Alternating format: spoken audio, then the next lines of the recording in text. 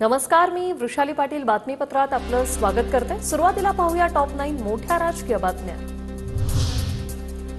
लाडकी बहीण योजनेला मुंबई हायकोर्टात आव्हान। ही योजना म्हणजे करदात्यांच्या पैशांचा अपव्यय। नवी मुंबईतील एका सीएकडून याचिका दाखल। याचिकेवर मंगळवारी सुनावणी।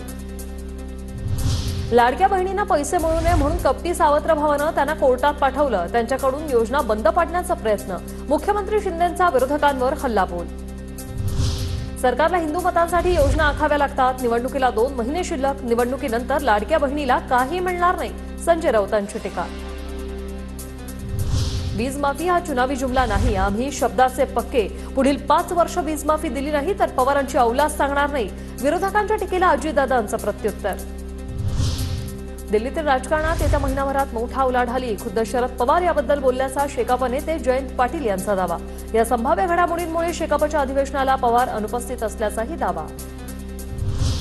माझ्या राष्ट्रीय अध्यक्षतेबाबतच्या चर्चा माध्यमांनी सुरू केलेल्या आहेत, त्या केवळ माध्यमांमध्येच आहेत। उपमुख्यमंत्री फडणवीसांचं स्पष्टीकरण।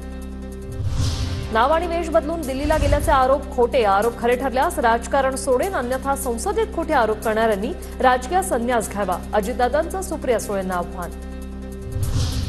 अजितदादांनी अनौपचारिक चर्चेत स्वतः विषांतराबाबत सांगितलं। आता चौकशी सुरू झाली म्हणून हात वर करतात, संजय राऊतांची प्रतिक्रिया। तर विषांतर करणं हा गुन्हा नाही, सुधीर मुनगंटीवार यांचा टोला। उपमुख्यमंत्री अजित पवार नाशकात, मात्र दादांच्या दौऱ्यात भुजबळ अनुपस्थित। भुजबळांना काहीतरी काम असल्याने ते सोबत नाहीत। भुजबळांच्या अनुपस्थितीवर अजितदादांचं स्पष्टीकरण।